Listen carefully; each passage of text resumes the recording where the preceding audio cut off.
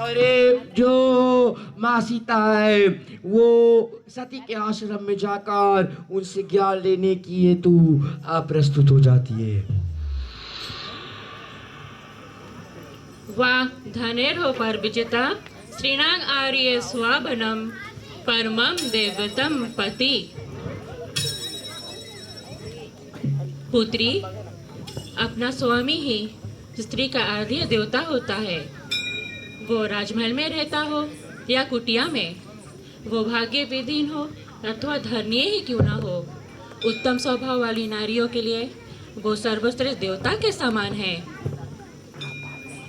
अभी जो तुम्हारे पति ने मेरी शक्ति की इतनी प्रशंसा की, उसके लिए मैंने कुछ नहीं किया। केवल मन, कर्म और वचन से अपनी पति की एक निष्ठ सेवा की है। नारी केवल इतना ही कर ले तो बड़े बड़े देवता भी उसके समक्ष झुक जाते हैं। देवता कई प्रकार से नारी का परीक्षा देते, कई प्रकार का प्रयोजन भी देते, परंतु जो नारी अटेक रहती है तो देवता तो क्या, सभी सृष्टि का विधान उसके आगे झुक जाते हैं।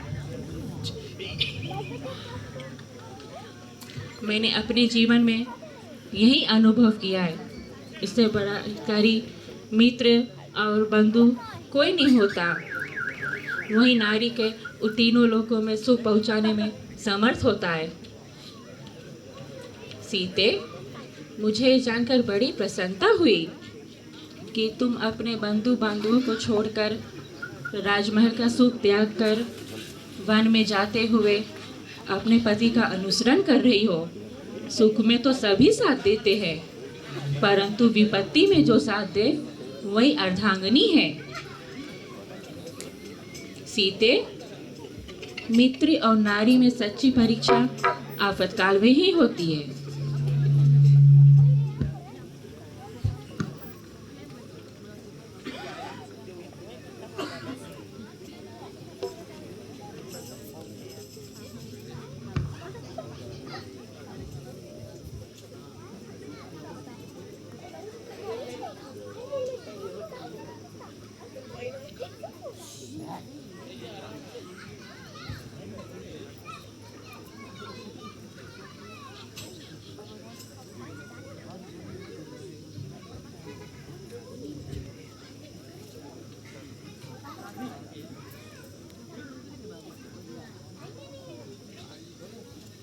माता, मेरी माता ने भी मेरे विवाह के समय यही शिक्षा दी थी।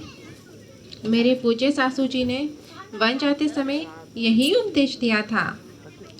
आप मुझे आशीर्वाद दीजिए कि मैं आपके बताए हुए आदेश का पालन कर सकूं।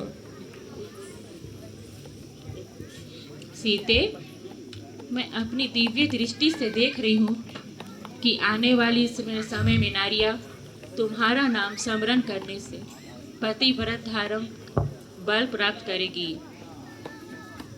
इससे मुझे अपार संतोष होता है। मैं अपनी प्रसन्नता कैसे व्यक्त करूं?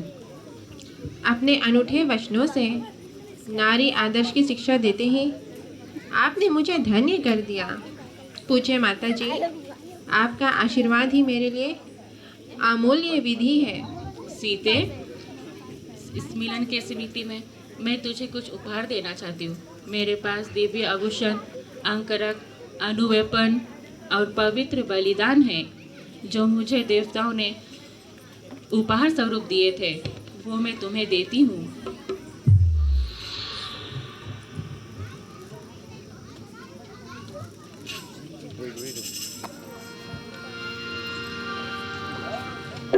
और